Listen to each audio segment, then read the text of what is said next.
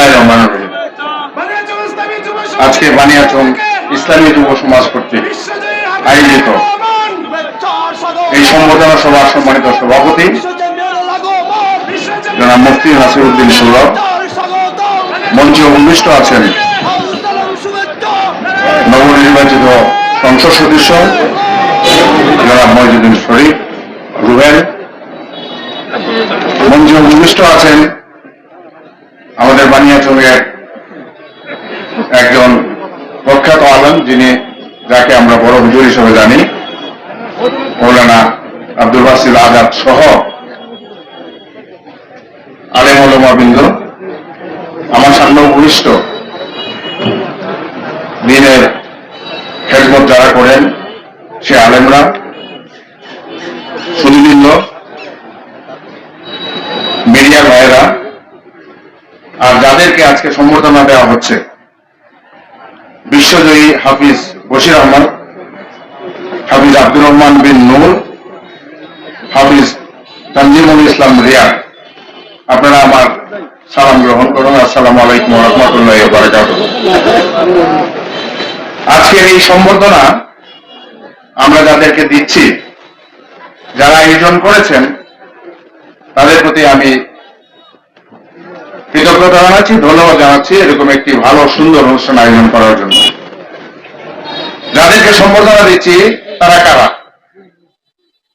তারা আল্লাহর কালাম বুকে ধারণ করে দেশে বিদেশে প্রতিযোগিতার মাধ্যমে আমাদেরকে বানিয়াচংবাসী, হবিগঞ্জবাসীকে আনন্দ সংবাদ বার্তা দিয়েছেন। সেই জন্য কিন্তু যারা তাদেরকে তৈরি করেছেন তাদের জন্য আমরা ধন্যবাদ কৃতজ্ঞতা জানাবো না? তাদের প্রতিও আমাদের ধন্যবাদ এবং কৃতজ্ঞতা জানাতে হবে। আর এই যে আলেম ওলামা বসে আছেন, যারা আমাদেরকে সবসময় সঠিক পথে পরিচালনার জন্য আমাদের উপদেশ দেন, আমাদেরকে পরামর্শ দেন, হেদায়েত করেন, তাদেরকেও আমাদের ধন্যবাদ জানাতে হবে, তাই না? আমাদের কোরআনের বাণী বুকে নিয়ে যারা কষ্ট করে কোরআনের মর্যাদা রক্ষা করার জন্য তারা আত্মত্যাগ করেন, যারা কোরআনের হেফাজত রক্ষার জন্য তাদের নিজের জীবন বাজি রাখেন, তাদের জন্য আজকে আমরা দোয়া করব। আমরা দোয়া করব আজকে বিশ্বের মুসলমান সমাজ, যেখানে প্যালেস্টাইন, এখানে কাশ্মীর, এখানে রোহিঙ্গা, চেচনিয়া ইত্যাদি জায়গা, বসনিয়া, যারা মুসলমানরা আজকে দুঃখে কষ্টে আছেন, তাদের জন্য আমাদের আজকের এই আলেম ওলামার অনুষ্ঠানে আমি অনুরোধ করব সবার জন্য দোয়া করার জন্য। আর একটা জিনিস আমি একটু বলি, আমাদের 3 দিন আগে ঈদ উল ফিতর গেছে, আমরা ঈদ উদযাপন করেছি, তাই না? আর ঈদ উল ফিতরের আগে আমরা সিয়াম পালন করেছি, আমরা রোজা রেখেছি। সিয়াম পালন সেটা হলো আমাদের, আমরা জানি, সংযম, কথাবার্তা, আচার আচরণ সবকিছুতে আমরা যাদের সংযম পালন করি। কিন্তু এই সংযমটা আমরা কি খাবার দাবারের ব্যাপারে পালন করতে পারি না?